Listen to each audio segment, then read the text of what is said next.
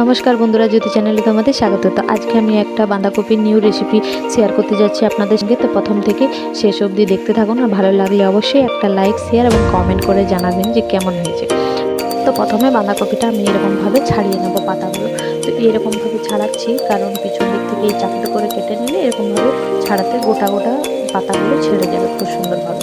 আর এই সামনের দিক থেকে ছাড়িয়ে দেখাচ্ছে, দেখুন সামনের দিক থেকে ছাড়াতে গেলে ছাড়বে না, এই দেখুন ভেঙে যাচ্ছে। তাই আমি পিছন দিক থেকে এরকমভাবে কেটে দিচ্ছি। এরকমভাবে ফুসফুস ছাড়িয়ে নিলে পুরো পাতাগুলো গোটা গোটাই থাকবে। তারপর কি করব, আমি এই যে মাঝের শিরাটা, এই মাঝের শিরাটা আমি চাকুর মধ্যে কেটে বাদ দিয়ে দেবো। আর পাতাটা দু টুকরো করে নিলাম, দু টুকরো করে নিয়েছি, আর মাঝের শিরাটা আমি বাদ দিয়ে দিচ্ছি। এই দেখুন সবগুলোই প্রায় আমি এরকমভাবে করে নিয়েছি। এই দেখুন কতগুলো পাতা নিয়েছি, এগুলো ধুয়ে পরিষ্কার করে নেব। আর এদিকে আমি পুরটা রেডি করব। তো পুরের জন্য নিয়েছি আমি সেদ্ধ আলু, আর নিয়েছি ধনেপাতা কুচি। ধনেপাতা কুচিটা একটু বেশি পরিমাণে লাগবে। তারপর নিয়ে নিয়েছি কাঁচা লঙ্কা কুচি, আর এখানে আদা জিরে বাটা 1 চামচ, আর দিয়ে দিচ্ছি স্বাদ মতো নুন, একটা টমেটো কুচি। তারপর এটা ভালোভাবে মেখে নিচ্ছি।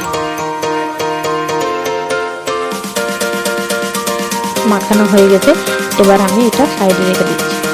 সাইডে রেখে দেওয়ার পর এই দেখুন আমি এখানে টুথপিক নিয়েছি। টুথপিকগুলো পাশে রেখে আমি এটার মধ্যে ইউজ করবো। তো এই দেখুন পাতার মাঝখানে আমি একটু পুর দিয়ে দিলাম। তারপর চারিদিক থেকে আপনারা যে কোনো শেপ দিয়ে আপনারা মুড়ে দিতে পারেন।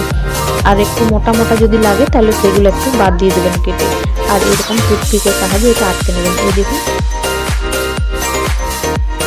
আমি এটা ছোটো ছোটো করছি, আপনারা যে কোনো শেপ দিতে পারেন। আমি এইটাকে আমার ভালো লাগলো, তো একদম পকোড়ার মতনই দেখাবে এটা। তো এরকমভাবে আমি সব রেডি করে নিচ্ছি।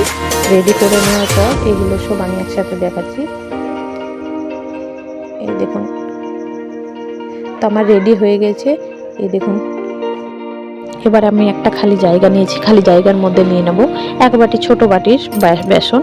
তারপর ওর মধ্যে দিয়ে দিলাম নুন আর একটু হলুদ।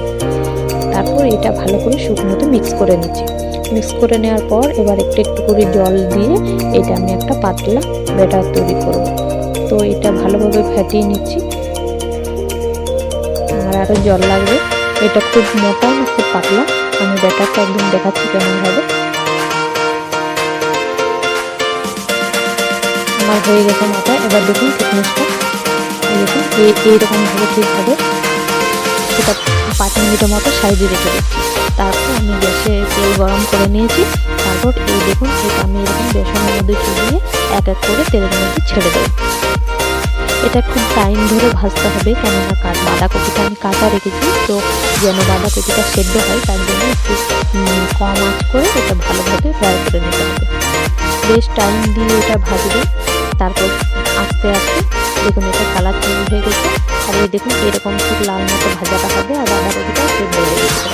তো বন্ধুরা এরকমভাবে আমি সবটাই ভেজে নেব। আর আপনারা সস দিয়ে বা অন্য কোনো চায়ের সঙ্গেও খেতে পারবেন, এটা খুবই ভালো হবে বন্ধুরা। তো আজকের মতো রেসিপিটা এখানেই বন্ধ করছি। সবাই ভালো থেকো, সুস্থ থেকো এবং আমার নতুন নতুন ভিডিও দেখতে থেকো। টাটা।